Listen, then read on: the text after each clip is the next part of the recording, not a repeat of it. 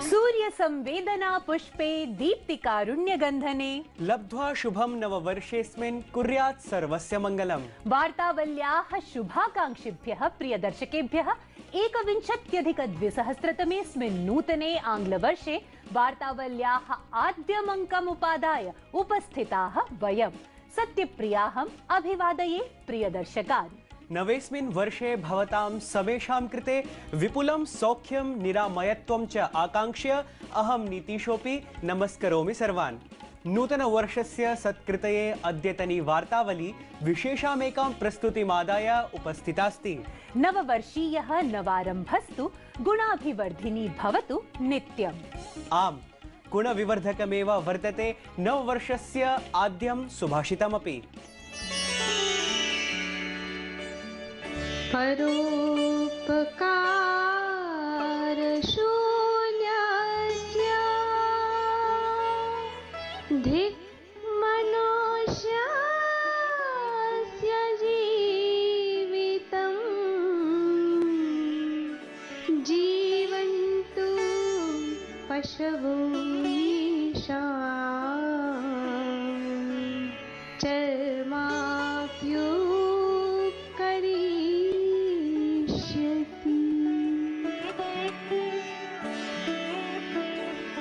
परोपकार रहित मानव के जीवन को धिक्कार है।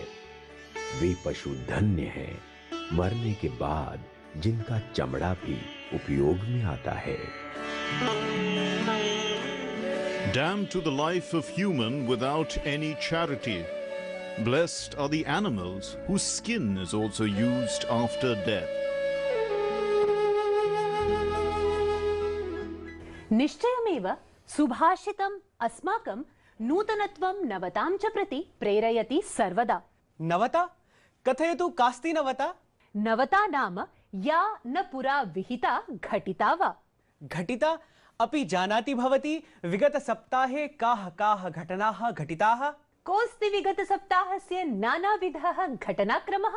किमस्ति देश-देशान्तरीय वार्तावृत्तं जानीमः वयं प्रवाहि वार्ता क्रमे। प्रधानमंत्री नरेंद्र मोदी दृश्य श्रव्य परान्तर्जालीय माध्यमेन ओडिशायाः सम्भलपुरे भारतीय प्रबन्धन संस्थानस्य स्थायी परिसरस्य आधारं न्यस्तवान्। अवसरेऽस्मिन् प्रधानमंत्री अवादीत् यत् परिसरोऽयम् ओडिया संस्कृत्याः संसाधनानां च अभिज्ञानपूर्वकं प्रबन्धन जगति अभिनवत् संज्ञां ख्यापयिष्यते। प्रधानमंत्री नरेंद्र मोदी राजकोटे 95,000 कोटि व्ययात्मकस्य नव्यस्य अखिल भारतीय आयुर्विज्ञान संस्थानस्य शिलान्यासम् अकरोत्। कोरोना आपद विरुध्य प्रधानमंत्री दवाई कड़ाई इति औषधमपि काठोर्यमपि इत्येतन् नवं मन्त्रं प्रयच्छन्नाः यत् एतद् वर्षं चिकित्सा आशाम् आदाय प्रवर्तते। महामारीं विरुध्य रोगरणवीरयोद्धृभ्यः सो नमांसि प्राकरोत्। भारतस्य बायोटेक सीरम फाइजर इत्यादि सहितानाम् अनेक निर्माणीनां सूच्यौषधिभ्यः आपत्कालिक स्वीकृतये विषय नैपुण्यविदां महत्वाधायि समुपवेशनं संवृत्तम्। सर्वेषु राज्येषु सूच्यौषधिकरण पूर्वाभ्यासः प्रारब्धः। विश्व स्वास्थ्य संघटनेन फाइजर बायोटेक इत्येतयोः कोरोना सूच्यौषधि सूचीबद्धतां प्रणीते। दशम्याः द्वादश्याश्च कक्षायाः केन्द्रीय माध्यमिक शिक्षा परिषदीय परीक्षाः मई मासस्य 4 दिवसात् भवितारः। तत्रैव भवितारो मार्च मासस्य आदिदिवसात् प्रायोगिक परीक्षाः, जुलाई मासस्य 15 दिवसञ्च तत्परिणामाश्चोद्घोषितारः। कोरोना आपत्सुरक्षाः सन्ध्यायैव परीक्षायोजनं भविता। राष्ट्रीय राजमार्ग संचारिभ्यः कालः 100%-आत्मकाय फास्टैग इति सुविधा योजनाय फरवरी मासस्य 15 दिनाङ्कम् अवर्धत। अधुना निवार्यता दिनाङ्कः जनवरी मासस्य आदिमदिनाङ्कात् संवर्ध्य 15 दिवसः फरवरी मासस्य एतद्वार्षिको व्याधीयत। पर्वतक्षेत्रेषु हिमपातकारणात् सदेहलीम् उत्तरभारतीय अनेक राज्येषु शैत्यप्रकोपेन अभ्यवर्धीयत। ऋतुविज्ञान विभाग सम्मते अधुनापि कानिचित् दिनानि यावत् उत्तरभारतं शीतप्रकोपप्रभावभावम् अदेव तिष्ठेत। बाबा विश्वनाथ नगरी काश्यां जनैः पाश्चात्य नववर्ष सुप्रभाते आद्ये प्रारम्भो गंगा आरती समर्चनया समक्रियत। शीतर्तोः शैत्यप्रकोपे सत्यपि जनैः उषाकाले मातुः गंगायाः दर्शनानि प्रकृत्य आशिषो अगृह्यन्त। ब्रिटेन यूरोपीय संघात् बहिर्भूतं तच्च स्वां विकासयात्रां स्वयं सुनिश्चेष्यति। प्रधानमन्त्री बोरिस जॉन्सन संसदो यूरोप संघस्य च साधुवादम् अभिव्यक्तवान्। अग्रदूतत्वेन ब्रिटेन 373–1990 जनवरी मासस्य प्रथमे दिनाङ्के तत्सङ्गे सम्मिलितं जातमासीत्। प्रवाही प्रवाह वेगमालक्ष्य वयं विद्वद्वाग्वेगं समेपि ज्ञातुमर्हामः। सत्यं नवनवोन्मेष घटना पर प्रवाहमयी प्रवाहिभ्यः परमस्मद् विशेषवृत्तो वर्तते शास्त्रिणो वागीशवर्यस्य, यस्या प्रतिहता वाच्छास्त्रेषु ईशिता।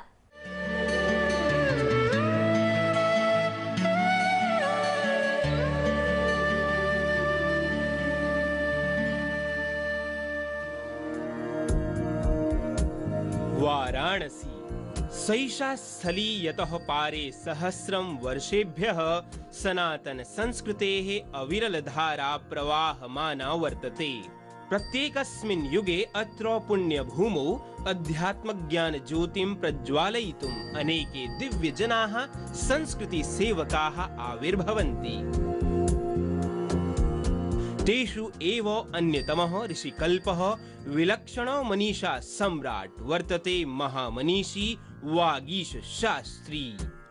अन्ताराष्ट्रीय मंचे प्रख्यातस्य अस्य संस्कृत महामनीषिणः वागीशशास्त्रिणः वास्तविकं नाम प्रोफेसर भागीरथ प्रसाद त्रिपाठी विद्यते। विश्वस्मिन्नपि विश्वे तन्त्रशास्त्रस्य अप्रतिमः विद्वान् डॉक्टर वागीशशास्त्री वागयोग कुण्डलिनी इति पद्धतेः आविष्कर्ता उपदेष्टा आचार्यश्च वर्तते।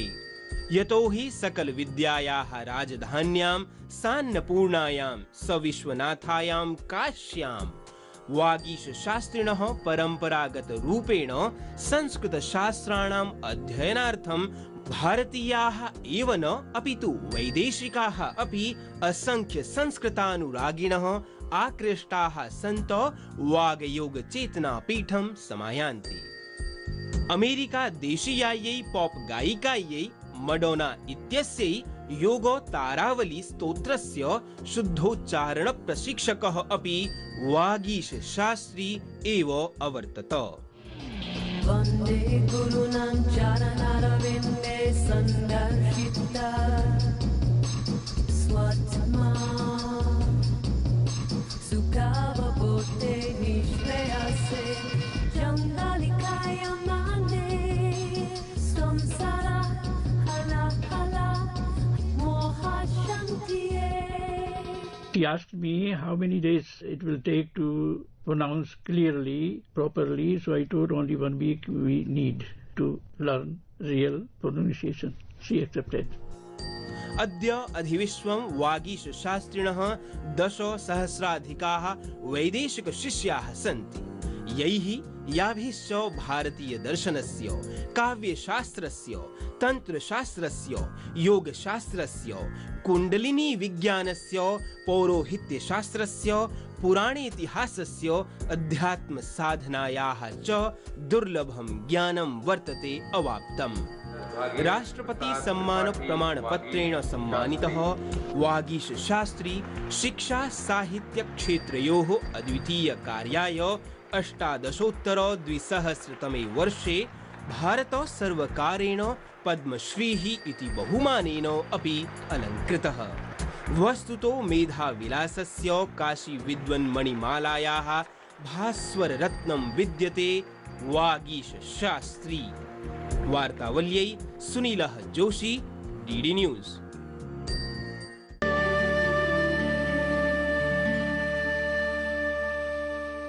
सत्यप्रिये, साहित्य जगतः कृते विषादकरी एका घटना अचिरमेव संवृत्ता। लब्धकीर्तिः ख्यातनामा उर्दू साहित्यिकः पद्मश्रीः शम्सुर रहमान फारूकी वर्यः नातिचिरमेव पञ्चत्वे विलीनः।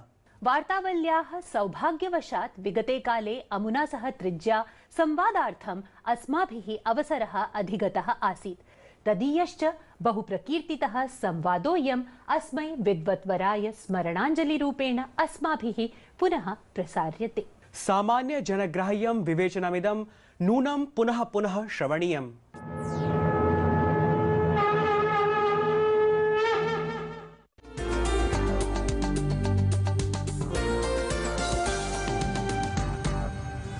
डॉक्टर फारूकी, नमस्कार।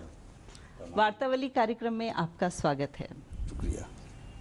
डॉक्टर फारूकी, जैसा कि हमारा कार्यक्रम वार्तावली संस्कृत पर आधारित कार्यक्रम है, अतः मैं आपसे जानना चाहूंगी कि उर्दू भाषा पर अन्य भारतीय भाषाओं का कितना प्रभाव रहा है, खासकर संस्कृत भाषा का। अब देखिए, संस्कृत का मामला ये था, अभी आपसे मैं अर्ज कर रहा था कि कम से कम 100 में 60 यानी 60% लफ्ज़ जो उर्दू में हैं, जो बोलचाल में इस्तेमाल में आते हैं, शायरी में इस्तेमाल में आते हैं, वो सब संस्कृत से लिए गए। साहित्यिक उर्दू में भी, साहित्यिक उर्दू में भी बिल्कुल। अब साहित्यिक उर्दू क्या खाना पीने वगैरह काम चल सकता है, उसको उर्दू खाए पिएगी, तो खाना पीना दोनों संस्कृत हैं।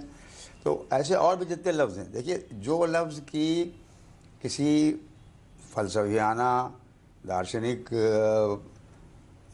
ख्याल के हैं, वो दो तरह के हमारे हैं। अरबी के कोई बहुत सारे हैं, जो मुसलमानों पर अरबी ज़बान का बहुत प्रभाव है, क्योंकि कुरान की वजह से कुरान अरबी में है जैसे, और फिर उसके बाद संस्कृत के अल्फाज हैं। तो अब तो इसलिए इससे तो कभी हम इनकार कर सकते ही नहीं हैं कि संस्कृत को हम अपनी दादी परदादी जो कहिए वो हम मानते हैं, और संस्कृत के बगैर हम ना होते। आपको सुन के ताज्जुब होगा कि जो कुछ लोगों ने एक थियरी बनाई थी कि साहब 18वीं सेंचुरी आते आते हिंदू मुसलमान ने रास्ते अलग अलग अपने कर लिए, और संस्कृत और जो देसी जो भाषाएं के हैं उनको उनसे अपने को दूर कर लिया, हिंदू अलग हो गए, मुसलमान अलग हो गए। हालत ये है कि जितने बड़े से बड़े फ़ारसी के लिखने वाले और डिक्शनरी बनाने वाले आलोचक 18वीं सेंचुरी में हिंदू हुए हैं, उतने मुसलमान भी नहीं हुए हैं। अब यानी हमें ताज्जुब होता है कि बात से बात निकलती है। लाला टेकचंद बहार 1740-39 में, उसके कुछ पहले उन्होंने प्रिंट शुरू की अपनी डिक्शनरी, 7 बार लिखा उसको, 7 वर्जन बनाए।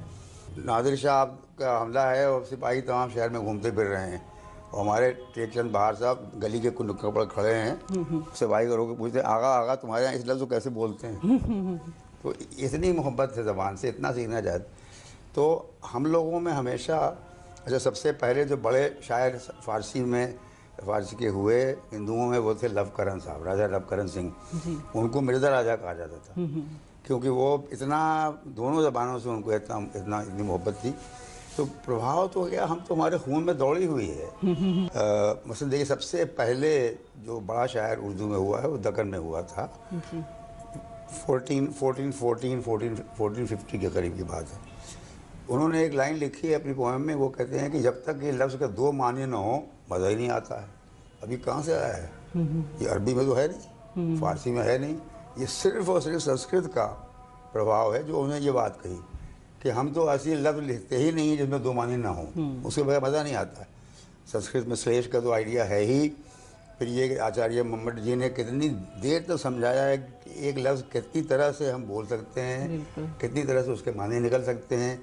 मैं कह रहा हूँ उसको माने कुछ और होंगे, आप कह रही हैं कुछ और माने होंगे, सुनने वाला कुछ और माने निकालेगा। 8 तरीके तो बताएं आचार्य मोहम्मद ने, हम लोगों ने सब सीखे।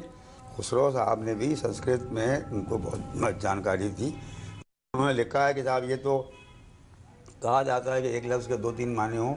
मैंने एक शेर लिखा जिसमें 7 माने निकलते, और शेर मैंने नकल भी किया, किताब में उनकी है। फिर दूसरी चीज़ ये कि जो बिल्कुल किसी भी दुनिया की किसी भी पोएटिक्स में नहीं, संस्कृत में है, और वहाँ से उर्दू वालों ने ली है कि पोएम क्या कहती है और पोएम किस चीज़ के बारे में है। अगर हमने कमल का फूल लिखा, भौरा लिखा और नदी लिखी, तो ये तो उसके बारे में हो गई, लेकिन पोएम कहती क्या है ये बिल्कुल अलग चीज़ है। ये फ़र्क कभी अरबी में नहीं किया गया, अंग्रेज़ी में नहीं किया गया, कहीं नहीं किया गया। ध्वनि और क्या है? अब वो जैसे इतनी अच्छी मिसाल दी है, तो क्या वो ध्वनि में और मीनिंग में वही रिश्ता है जो कि बर्तन में और बावर्ची खाने में है। बिल्कुल। कि जब रोशनी पड़ती है तो बर्तन नज़र आते हैं, ना हो तो बर्तन नज़र ना आए। तो ये जो ध्वनि है, ये इसलिए ये सब कुछ हम लोगों ने हासिल किया। इससे बड़ा तो हमने समझते हैं कि ज़बान ने हमको, संस्कृत ने जो कुछ दिया वो तो दिया ही। जो बहुत सारे शब्द दिए, देवमाला दी, कल्चर और लिटरेरी कल्चर, ये चीज़ें ऐसी हैं जो धर्म वरम नहीं जानती हैं। बिल्कुल। वो ये देखती हैं क्या चल रहा है आजकल। तो जो लिटरेरी कल्चर में चल रहा होता है उसको ले आता है आदमी। यहाँ ये हुआ कि जब हम लोगों ने लिखना शुरू किया, उर्दू वालों ने, आज से 700 बरस पहले जब यहाँ पहले गुजरात में लिखना शुरू, दीगर लोग ये भी नहीं जानते कि उर्दू सबसे पहले उर्दू की बड़ी शायरी गुजरात में हुई है और दिल्ली में तो बहुत बाद में आई है। दिल्ली वाले तो बड़े नच चढ़े थे, वो कहते हम फारसी लिखेंगे, हम उर्दू क्या जाने। तो फिर यहाँ से दक्कन में गई, दक्कन से फिर घूम फिर के अपने घर वापस आई, बड़ी इस कदर इसकी हुई वगैरह वगैरह। तो ये जो है कि हमने इसको बनाया यहीं पर, अपने आप से बनाया, अपने लोगों को देख के बनाया। हिंदी नाम बहुत पुराना है और माफ़ कीजिएगा, आपके हाथ जोड़ कर कहता हूँ कि चाहे लोग बुरा माने भला माने, मैं लिखा भी हिंदी नाम तो उर्दू ज़बान का नाम था। बिल्कुल। हिंदी, हिंदवी, रेख्ता, ये सब नाम थे उसके। आप इलाहाबाद से आते हैं जी, और इलाहाबाद जो है गंगा जमुनी संस्कृति जी का हाँ, केंद्र जी माना जाता है। जी हाँ। तो आपके जीवन पर उसका कितना प्रभाव रहा है? भारतीय प्राचीन संस्कृति या संस्कृत का आपके जीवन पे क्या प्रभाव रहा है? देखिए साहब, ऐसा है कि हम लोग तो अगर प्राचीन की बात आप कहते हैं तो रामायण की कहानियाँ वैसे ही पढ़ते थे हम लोग जैसे कि हम लोग शाहनामे ये कहानियाँ पढ़ते थे। वैसे ही आपके जनाब क्या कहते हैं कि तुलसीदास का नाम हम जानते थे, चाहे हमको उनकी ज़बान नहीं आती क्योंकि तो पुरानी अवधि है, हम लोग तो खड़ी बोली बोलते हैं, लेकिन ये है कि हम जानते थे कि हाँ वो क्या करते हैं ये मालूम है। अगर हमारे इलाहाबाद के पास तो वो जगह है जहाँ उन्होंने नदी पार की थी रामचंद्र जी ने, तो हम वहाँ हम गए भी हैं और दोस्तों को भी ले गए हैं, तो वहाँ जाकर कुछ न कुछ वहीं से हमें कोई प्रेरणा मिल जाएगी। तो महाभारत और रामायण की कहानियाँ तो हम लोग, और श्री कृष्ण जी की बात है तो आपको सुनकर तर्जुब होगा कि उर्दू ज़बान में कम से कम 47 तर्जुमे संस्कृत से बराह रास्त गीता जी के हुए हैं। कुछ प्रोज में, कुछ पोएम अब भी हुए हैं जी। अभी एक पाकिस्तान में साहब से मर गए, दिल्ली के रहने वाले थे, वो संस्कृत जानते थे, अरबी जानते थे, इंग्लिश जानते थे, बड़े भारी आदमी थे, बड़े ज्ञानी आदमी। तो वो उन्होंने वहाँ जा कर के अपनी नया एक अनुवाद लिखा गीता का। तो अब रहेगी बात जो लोकल चीज़ें, आज जैसे आला उदल है हमारे घर में, जैसे बहुत पुराने ज़माने के लोग, लड़कियाँ, औरतें, बूढ़ी औरतें कहानियाँ सुनाती थी बच्चों को, उसमें आला उदल की कहानी भी थी जी। हम सुनते भी थे, और आला का जो खंड है उसका जो गाने वाले गाते थे हम उसको भी सुन लिया करते थे। बाज़ारों में हमारे किस्सा कहानी कहने वाले, अब तो ख़त्म ही हो गया भैया, अब तो तुम्हारा वीडियो आ गया है और टेलीविज़न है और फलां है और क्या जाने क्या क्या है, माफ़ करना। हमारे ज़माने में तो ये था कि भाई एक बड़े मियाँ खड़े हो गए, उन्होंने बाज़ार में, उन्होंने बाज़ार लगाने सामान फैलाया, कहानी शुरू कर दी। अब कभी वो रामचंद्र जी कहानी सुना रहे हैं, कभी वो कोई और चीज़ घुरा के ला रहे हैं, कभी कोई पद्मावती कहानी सुना रहे हैं, कभी कुछ कर रहे हैं। आधी से ज़्यादा कहानी जब हो गई, जब उसके क्लाइमैक्स आ गया तो रोक दिया, अच्छा साहिबान अब यह मेरा सामान, ये बंधन आप मेरा लीजिए। तो इस तरह हमने बहुत कुछ सीखा। अच्छा, हिंदी हम लोग पढ़ते थे उस वक्त, ये यूपी में ये रूल था कि जिसकी प्रथम भाषा उर्दू है वो हिंदी भी पढ़ेगा एज ए सेकेंड लैंग्वेज, और जिसकी प्रथम भाषा हिंदी है वो उर्दू पढ़ेगा। तो पढ़ी, हमारे सब लोगों ने पढ़ी, हमने हिंदी पढ़ी, टूटी फूटी जो पढ़ी, फिर हमारे दोस्तों ने, जो हिंदू दोस्त थे, उन्होंने उर्दू पढ़ी। तो हम लोगों में कभी कोई ज़बान का, रस्म रवाज का, बोली का फ़र्क ही नहीं था। डॉक्टर साहब, अगर आपसे चर्चा हो रही और आपके आज के सबसे प्रसिद्ध उपन्यास कई चांद जैसे आसमां जी, सबसे सरप्राइज के, तो आप मुझे ये या तो मुझे खुश करने के लिए कह रही हैं तो चलिए मैं खुश हो गया। नहीं, मैं आपसे उस बारे में बात करना चाहती हूँ। कहिए, देखिए उसको, अब ये मेरी खुशकिस्मती है। आपको जो नहीं जानता है वो ये जानता है कि उस उपन्यास के लेखक आप हैं। चलिए बहुत अच्छी, बहुत मेहरबानी आपकी जी। तो सच्ची बात ये है कि अगर मुझको ये विश्वास न होता कि एक इंडो मुस्लिम कल्चर, गंगा जमनी तहजीब कुछ होती है और उनके जो प्रोटोकॉल्स लव और वार के हैं वो सब एक तरह के हैं। ये नहीं है कि मुसलमान का तरीक़ा प्यार करने का अलग है और हिंदू का तरीक़ा अलग है, या उसके सोचने का तरीक़ा अलग है। दीवान हाफिज़ उसके लिए, हिंदू के लिए कुछ नहीं माने रखता, मुसलमान के लिए बहुत माने रखता है। कुरान हमारे लिए रहता है, उनके लिए नहीं, उनके लिए वेद वगैरह होंगे तो होंगे, हमारे लिए नहीं। ये उस ज़माने में कभी था ही नहीं। मैंने ये भी लिखा, आपको सुनकर ताज्जुब होगा कि गालिब जो बहुत बड़े फ़ारसी से बहुत ही डूबे हुए फ़ारसी के रंग में हैं और फ़ारसी के बड़े शायर भी थे, मैंने लिखा है कि अगर उन्होंने कुछ न कुछ ज़रूर हिंदू फ़िलासफ़ी और वेदांत के बारे में पढ़ा जाना होगा, क्योंकि उनकी शायरी में इतने आइडियाज़ मिलते हैं, तो मैं नहीं समझता कि वो उन चीज़ों के जाने बगैर उन्होंने अपने हाथ से हाँक दिया होगा। इस नावल को लिखने में सिर्फ 2 चीज़ें थी मेरे पास जी। एक तो ये कि ये जो गंगा जमनी इंडो मुस्लिम कल्चर है, जो हम में और सारे हिंदुस्तानियों में कम से कम, जो जिसको आजकल के ज़माने में काबू बेल्ट कहा जाता है, तो वो हिंदी हार्ट लैंड कहा जाता है, तो एक तो ये कि भाई ये लोग एक लोग थे, इनके लड़ाई झगड़े का, इनके प्रेम का, इनके रहने सहने का, इनके विश्वास का, इनके वर्ल्ड व्यू का एक तरह का वर्ल्ड व्यू था। और दूसरी बात मुझे ये कहना था कि वो जो एक बड़ी मजबूत और बड़ी, जिसे कहना चाहिए कि उर्दू में हम कहते हैं कि तवंगर, अंग्रेजी में कहते हैं रिच, वो तहजीब थी। जी डॉक्टर फारूकी, हमसे बातचीत करने के लिए आपका बहुत बहुत आभार। नमस्कार। आपकी बहुत मेहरबानी, शुक्रिया अदा।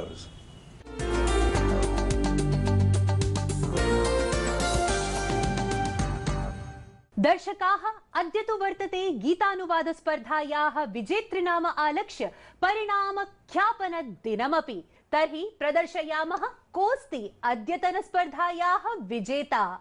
सत्यं, विजयश्रीः समलङ्करोति डॉक्टर CR नागपालः। भूयो भूयः वर्धाप्यते अस्माभिः स्पर्धाविजेता। गीतमिदं स्वस्वरेण सुशोभयति श्रीमान् आनन्दः जोशी।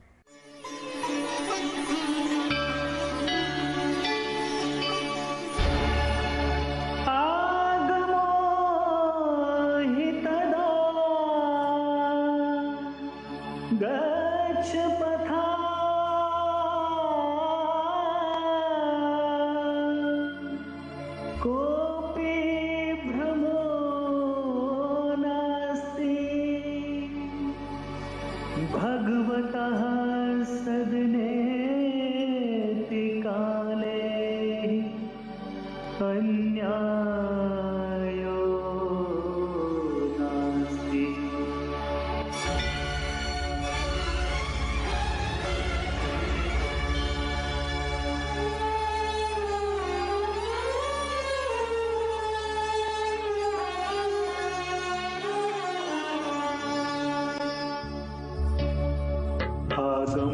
तदा गच्छ पथा कोऽपि भ्रमो नास्ति।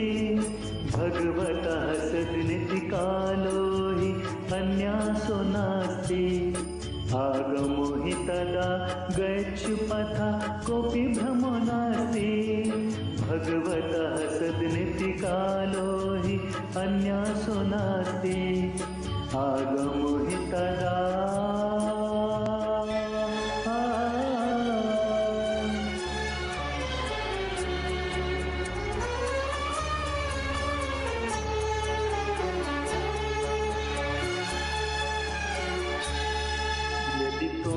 समाधत्ते निज जटिलोद्योगम्। यदि त्वं न समाधत्ते निज जटिलोद्योगम्। भगवतो न्यायपद्धतो व्यनमानव सर्वम्।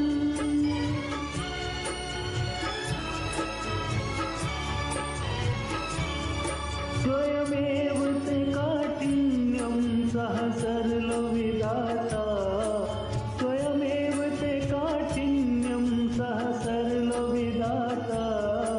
यत्त्वया न विहितं भगवान् विधाता। यत्त्वया न विहितं तत् भगवान् विधाता। भगवान् विधाता। शोभनम्। वर्धावनानि सन्तु उभाभ्यां। सद्य एव संसूचयामः यत् अग्रिम नूतन स्पर्धागीतं किमिति। निश्चयेन संगीत जगतः अनन्येषु गीतेषु संस्कृत मौलिकानुवादार्थम् इदमस्ति नूतन स्पर्धागीतम्।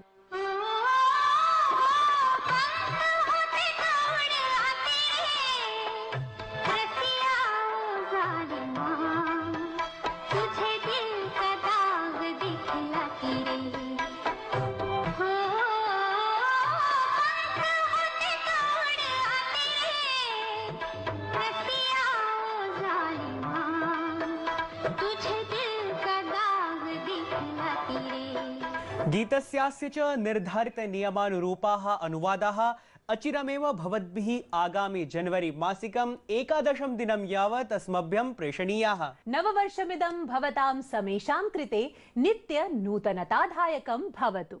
शुभं माङ्गल्यं भूयात् इति शुभाकाङ्क्षापरैः वचनैः विरमामः। नमो नमः। कृष्णाब्दस्य नवीनवर्षं प्रारभते च जनयति हर्षं। देववाणी प्रसरतु विश्वे भवेन्मङ्गलं नूतनवर्षं भवेन्मङ्गलं नूतनवर्षं भवेन्मङ्गलं नूतनवर्षम्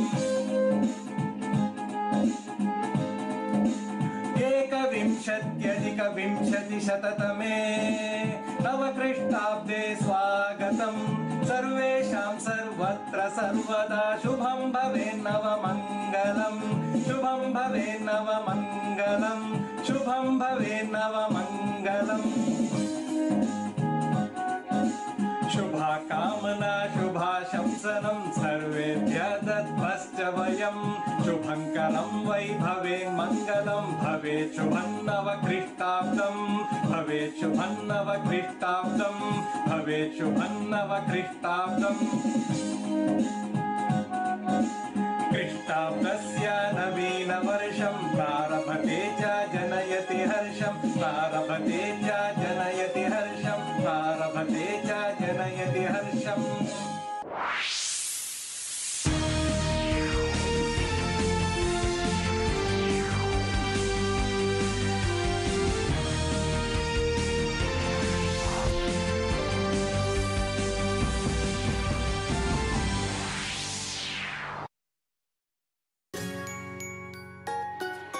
मम्मी की छुटकी डैडी की गुड़िया पल में जो भर दे खुशियों से दुनिया खट्टी मीठी बातें मस्ती मुलाकातें दिल में बसी सब